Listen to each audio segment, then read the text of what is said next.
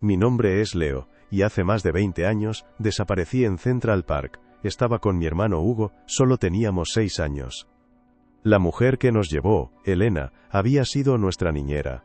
La gente cree que hubo una pelea, un motivo oculto, pero la discusión no fue con nosotros. Era algo que ella llevaba dentro, una tormenta silenciosa en sus ojos que éramos demasiado pequeños para comprender. Los medios de comunicación la pintaron como un monstruo. La policía nunca entendió por qué una mujer sin antecedentes nos secuestró simplemente para cavar un hoyo en la tierra. No pidió rescate, no nos hizo daño físico, lo que realmente ocurrió es algo que hasta hoy me atormenta, un secreto que me ha mantenido en silencio durante toda mi vida. Esta es la primera vez que voy a contar la verdad de lo que pasó bajo aquel puente. Antes de que el mundo se encogiera hasta caber en la oscuridad bajo un puente, nuestra vida era un domingo por la mañana perpetuo. Recuerdo el olor del café de mi padre mezclado con el de los cereales de Hugo, el sonido de los dibujos animados en la televisión y la luz del sol entrando a raudales por las ventanas de nuestro apartamento en el Upper West Side. Los fines de semana eran sagrados, y nuestro ritual era siempre el mismo, Central Park. Para nosotros no era un simple parque, era un continente entero por explorar, un reino donde éramos los reyes indiscutibles de cada colina y cada sendero. Mi madre siempre nos preparaba unos sándwiches y nos vestía con ropa que pudiera ensuciarse, sabiendo que volveríamos cubiertos de tierra y hierba. Ese día en particular, el aire de finales de primavera era perfecto. El cielo tenía ese azul intenso que solo se ve en Nueva York después de una lluvia ligera, y una brisa suave movía las hojas de los árboles, creando un susurro constante. El parque bullía de vida, el murmullo de cientos de conversaciones se mezclaba con la música de un saxofonista lejano y las risas de otros niños. El olor a perritos calientes de un puesto cercano competía con el aroma dulce del algodón de azúcar. Hugo y yo estábamos en nuestra zona favorita, una explanada de césped no muy lejos del carrusel.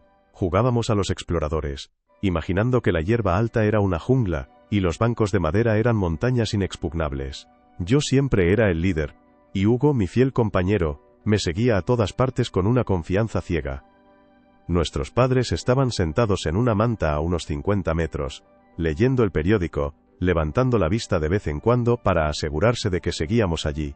Eran puntos de referencia, anclas que nos daban la libertad de explorar sabiendo que siempre podíamos volver. Fue entonces cuando empecé a sentirlo, una extraña sensación en la nuca, como si unos ojos estuvieran fijos en nosotros. Al principio lo ignoré, pensando que sería otro padre vigilando a sus hijos. Pero la sensación persistía, miré a mi alrededor, pero solo vi las escenas habituales, familias de picnic, parejas paseando, gente corriendo, nada fuera de lo común. Sin embargo, el juego pareció cambiar, la jungla de hierba ya no se sentía tan segura.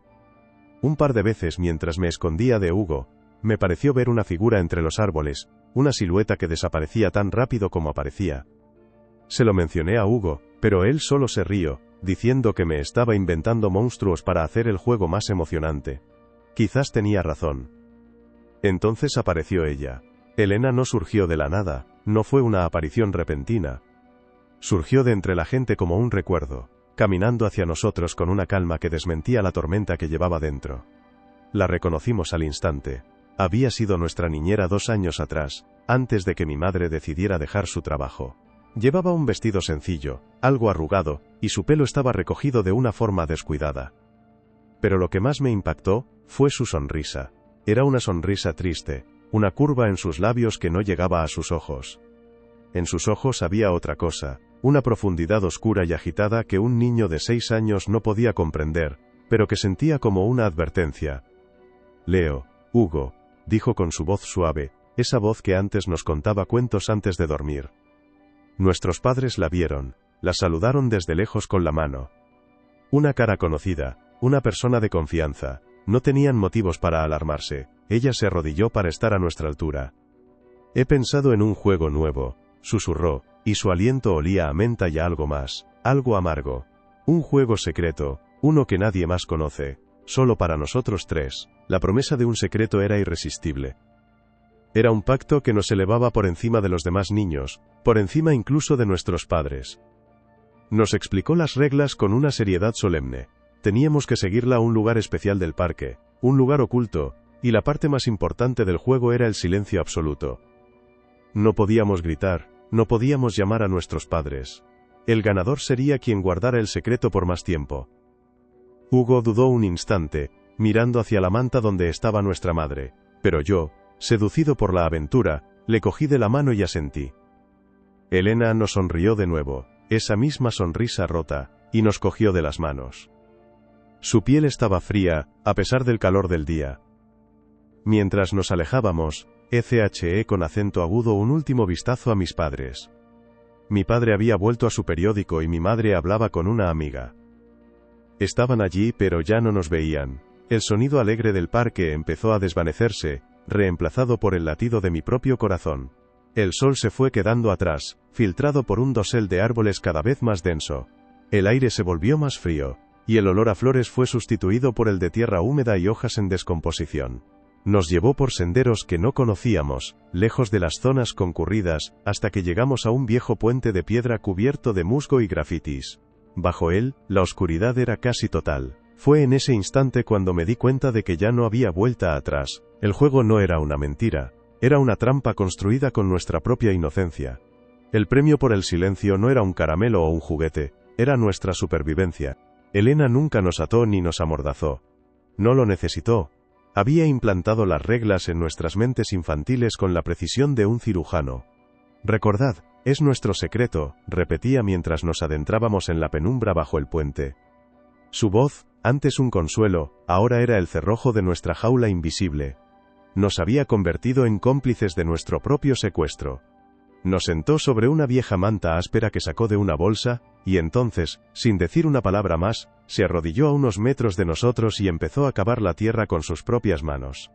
El único sonido era el de sus uñas arañando el suelo húmedo, y el de una nana que empezó a tararear. Una melodía vacía y escalofriante que se repetía una y otra vez en la oscuridad. Mientras nosotros estábamos atrapados en el silencio bajo el puente, el mundo exterior era un grito ensordecedor. No lo supimos hasta mucho después, claro. Para nosotros, el universo se había reducido a la oscuridad, al olor a tierra húmeda, y a la nana intermitente de Elena. Pero fuera, en la ciudad que respiraba y vivía a solo unos kilómetros de distancia, éramos la noticia principal.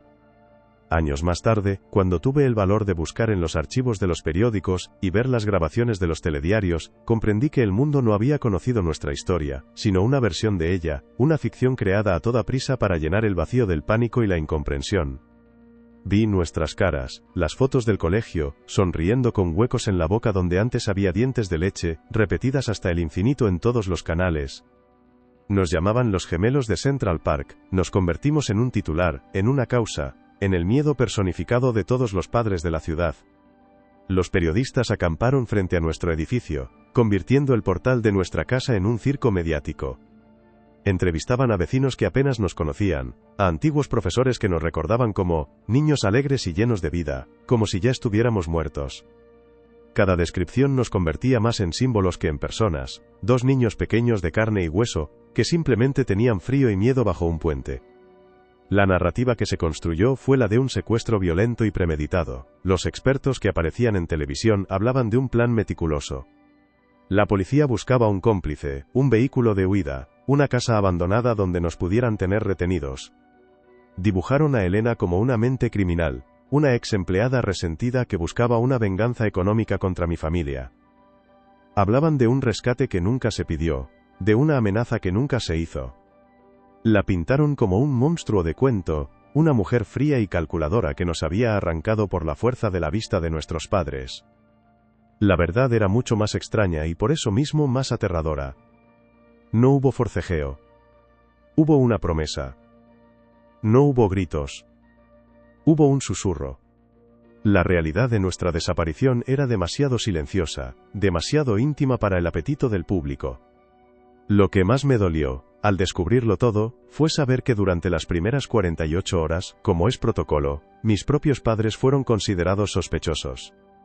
La policía, haciendo su trabajo, los interrogó por separado, buscando fisuras en su historia, cualquier indicio de que la desaparición de sus hijos fuera una tapadera para algo más oscuro.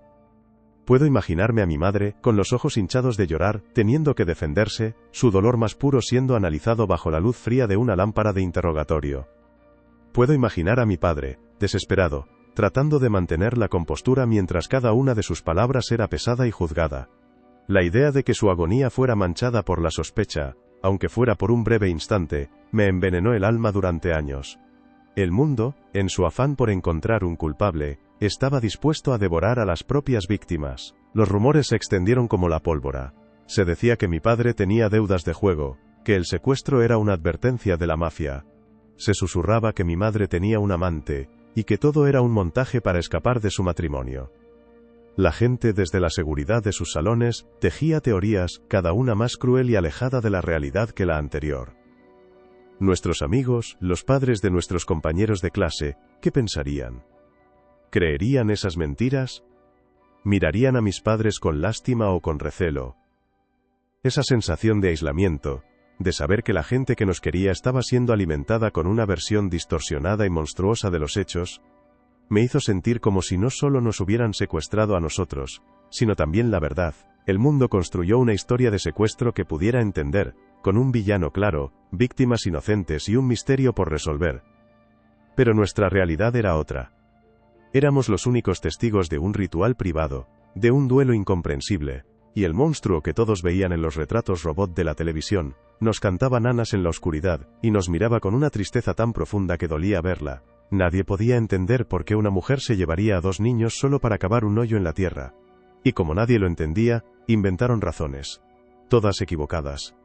Dejándonos a mí y a Hugo solos con la verdad, enterrados bajo un puente de mentiras mucho antes de que las linternas de la policía nos encontraran. El tiempo bajo el puente no se medía en horas, sino en capas de frío. La primera capa era la del suelo húmedo, que se filtraba a través de la delgada manta y nos calaba los huesos. Luego venía la del aire quieto, un frío que se pegaba a la piel y que olía a piedra mojada y a descomposición.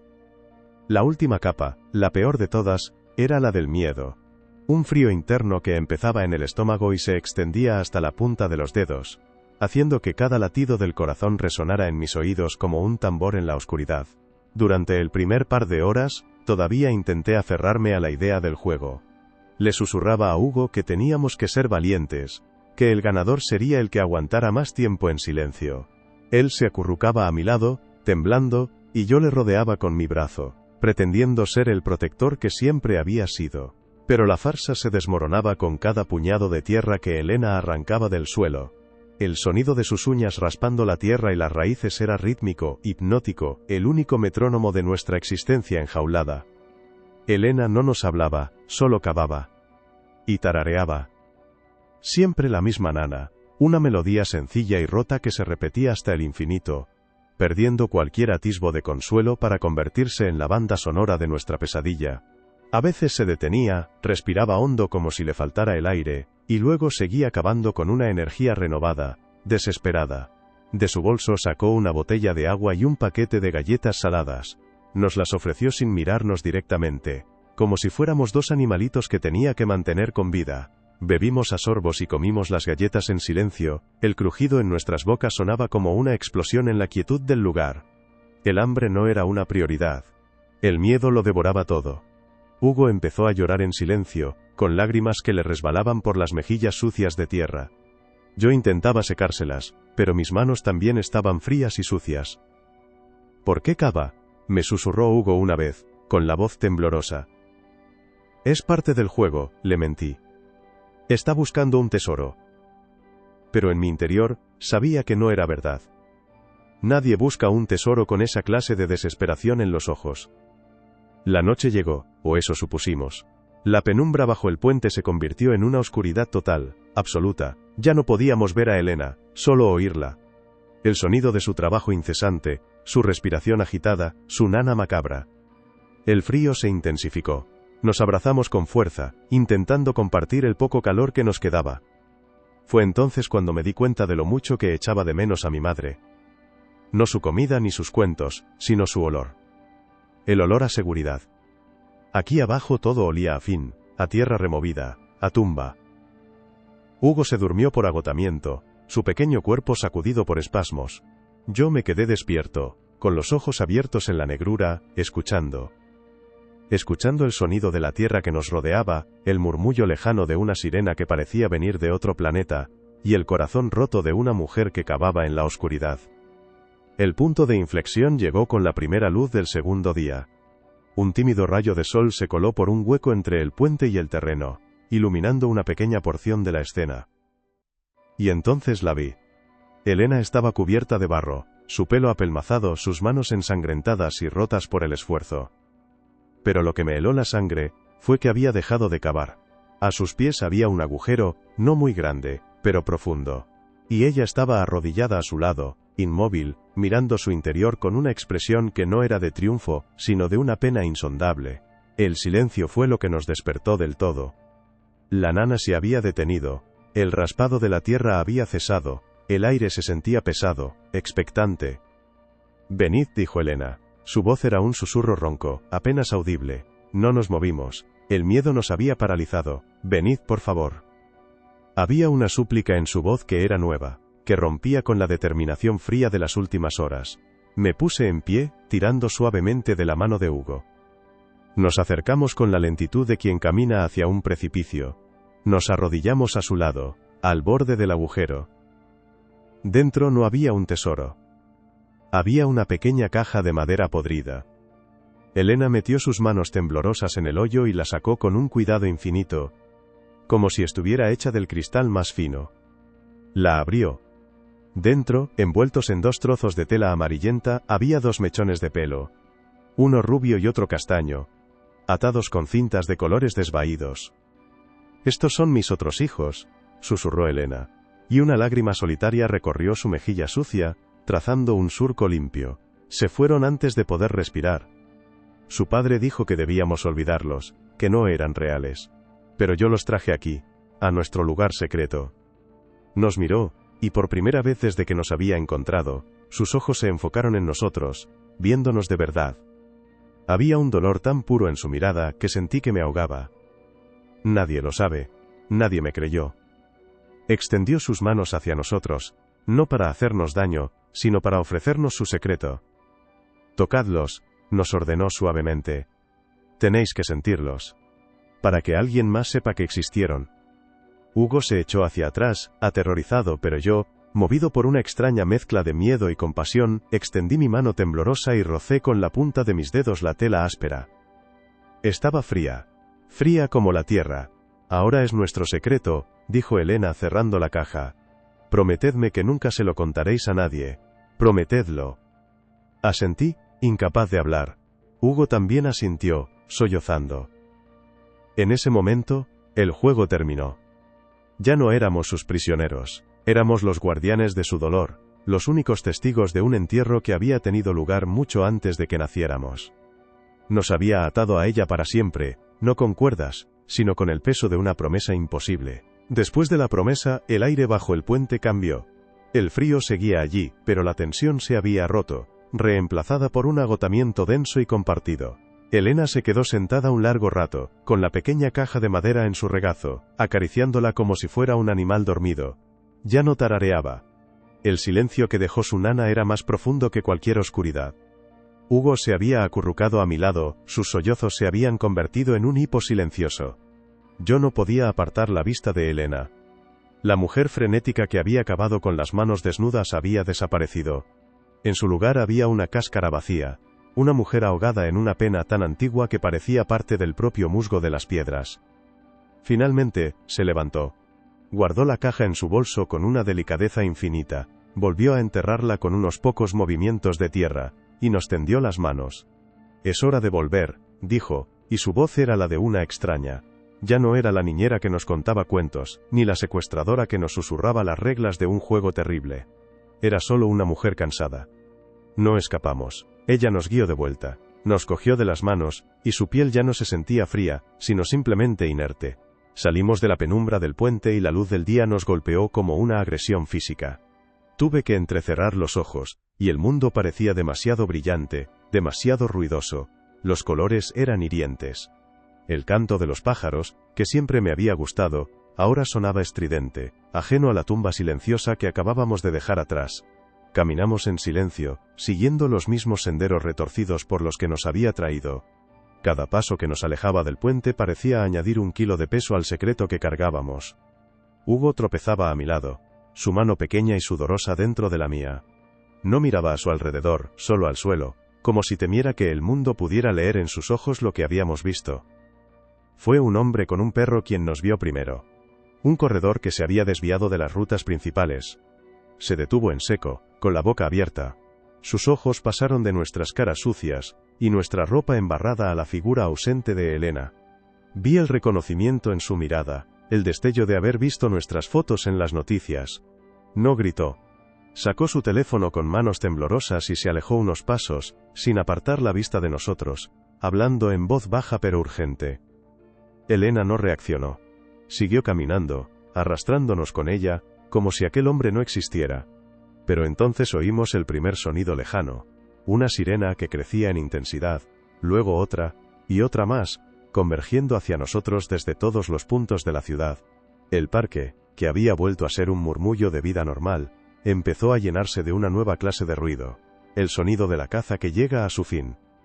Lo que vino después es un borrón de luces y gritos. Policías uniformados aparecieron corriendo entre los árboles, con las armas desenfundadas, gritando órdenes que se solapaban unas con otras. Rodearon a Elena, que se detuvo y soltó nuestras manos con una lentitud pasmosa. No se resistió. Simplemente se quedó allí, mirando al vacío mientras le ponían las esposas. Y entonces, a través del caos oí un grito. No era un grito de miedo, ni de ira. Era un sonido animal, un desgarro que salía de lo más profundo del alma. Era mi madre. Corría hacia nosotros, tropezando, con mi padre justo detrás. Su cara era una máscara de angustia y alivio. Cuando llegó a nosotros, se derrumbó de rodillas y nos envolvió en un abrazo que nos robó el aliento, que amenazaba con fusionarnos con ella, con devolvernos al lugar de donde habíamos salido. Olía a casa, a lágrimas y a un perfume que casi había olvidado. Lloraba y reía al mismo tiempo, repitiendo nuestros nombres una y otra vez, como si fueran un conjuro para asegurarse de que éramos reales. Mi padre nos abrazó a los tres, su cuerpo entero temblaba, y sentí el calor de sus lágrimas en mi pelo. El mundo entero desapareció. Durante un instante, solo existió aquel abrazo, un ancla en medio de la tormenta, pero el mundo volvió enseguida. Los flashes de las cámaras nos cegaban. Los periodistas gritaban preguntas. Unos paramédicos intentaban examinarnos, envolviéndonos en mantas térmicas que crujían con cada movimiento. Hugo se aferró a mi madre y escondió la cara en su cuello, negándose a mirar a nadie. Yo miré por encima del hombro de mi padre, vi cómo se llevaban a Elena. Pasó a nuestro lado, escoltada por 2 policías. Nuestros ojos se encontraron por una fracción de segundo. No había malicia en su mirada, ni arrepentimiento, solo esa tristeza infinita y rota. Y entonces me dedicó una última y minúscula sonrisa, la misma sonrisa triste del principio. No fue una disculpa, fue un recordatorio, un sello final en nuestra promesa. Nadie entendía por qué no llorábamos de alegría, por qué no gritábamos. La gente a nuestro alrededor celebraba un rescate, el final feliz de una historia de terror. Pero para mí, no era el final. Era el principio de un silencio mucho más largo y oscuro. Nos habían encontrado, sí. Estábamos a salvo, pero una parte de nosotros se había quedado enterrada para siempre bajo aquel puente, junto a 2 mechones de pelo atados con cintas de colores desvaídos. Habíamos vuelto a casa, pero ya no éramos los mismos niños que se habían perdido jugando al escondite. Éramos los guardianes de un secreto que no nos pertenecía, y ese peso, lo sabía incluso entonces, lo llevaríamos con nosotros para siempre. La historia que el mundo conoció tuvo un final claro y definido. La policía encontró a Elena gracias a la llamada de aquel corredor. Su juicio fue rápido, un circo mediático que duró apenas unas semanas. Los cargos eran graves: secuestro, detención ilegal, poner en peligro a menores. Su abogado argumentó un brote psicótico, una desconexión total de la realidad provocada por un trauma no resuelto. El fiscal la pintó como una manipuladora peligrosa. Pero las pruebas eran confusas. No había habido violencia física, no había petición de rescate. Solo 2 niños sucios y una mujer con las manos destrozadas y la mirada perdida. Al final, el jurado la declaró no culpable por enajenación mental. No fue a la cárcel. La enviaron a una institución psiquiátrica de alta seguridad en el norte del estado, donde, según los informes, todavía reside. Para el mundo, el caso de los gemelos de Central Park se cerró. La loca fue encerrada, los niños volvieron a casa. Un final limpio. Pero la historia que el mundo conoce está incompleta. Le falta la parte más oscura, el detalle que lo cambia todo. Hay algo que nunca conté. ni a mis padres, ni a los psicólogos, ni siquiera a Hugo, aunque sé que él también lo recuerda. Sucedió justo después de que nos hiciera prometer que guardaríamos el secreto de la caja. El aire bajo el puente estaba cargado con su dolor, y por un momento, creí que todo había terminado. Pero entonces, metió la mano en su bolso de nuevo. No sacó más galletas ni agua. Sacó unas tijeras. Eran unas tijeras de costura, viejas, con los mangos de metal y un poco de óxido cerca del tornillo. El brillo metálico a la escasa luz me heló la sangre de una forma que ni la oscuridad ni el frío habían conseguido. Se arrodilló frente a nosotros. Su cara era una máscara de una calma terrible. Para que la promesa sea real, susurró, tenemos que sellarla. Cogió un mechón de mi pelo, lo estiró con suavidad y lo cortó. El sonido del metal cortando los cabellos, un chasquido seco y definitivo, resonó en el silencio. Luego hizo lo mismo con Hugo, que se quedó paralizado, sin siquiera temblar, como una estatua de puro terror. Colocó nuestros dos pequeños mechones dentro de la caja de madera, junto a los otros dos, los de sus hijos muertos. Y luego la cerró. Pero eso no fue lo peor. Lo peor vino después. Con la caja ya cerrada, nos miró a los ojos, a uno después del otro, y su voz se convirtió en un susurro hipnótico, casi maternal. Ahora sois mis niños, dijo. Para que ellos puedan descansar, vosotros tenéis que tomar su lugar, solo por un ratito. Me señaló a mí. Tú te llamarás Daniel. Luego señaló a Hugo. ¿Y tú, Samuel? Sentí como si el suelo se abriera bajo mis pies. No era un juego. Era un borrado. Nos estaba arrancando nuestros nombres. Contestadme, ordenó con una suavidad que era más aterradora que cualquier grito. ¿Cómo te llamas? Me miraba a mí. El pánico me cerró la garganta. Miré a Hugo. Sus ojos estaban abiertos de par en par, fijos en la nada. Una lágrima solitaria empezaba a bajar por su mejilla. Sabía que él no podría hablar. Así que, con una voz que no reconocí como la mía, un hilo tembloroso de sonido, contesté, Daniel. Ella sonrió, esa sonrisa rota. ¿Y tú? Le preguntó a mi hermano. Hugo no se movió. El silencio se estiró. Él se llama Samuel, dije por él. Está cansado. Elena asintió satisfecha. Nos había rebautizado en la penumbra, nos había convertido en los fantasmas de sus hijos perdidos. Nunca se lo conté a nadie porque el peso de la promesa se sentía sagrado. Porque una parte de mí, la parte de 6 años, temía que si rompía el secreto, algo terrible pasaría. Y porque ¿quién me habría creído? Sonaba a delirio, a la pesadilla de un niño traumatizado. Pero sobre todo, no lo conté para proteger a Hugo. Su silencio, que los médicos nunca entendieron del todo, no era solo por el miedo al secuestro. Era la armadura de un niño al que intentaron robarle el nombre, al que intentaron convertir en el sustituto de un muerto.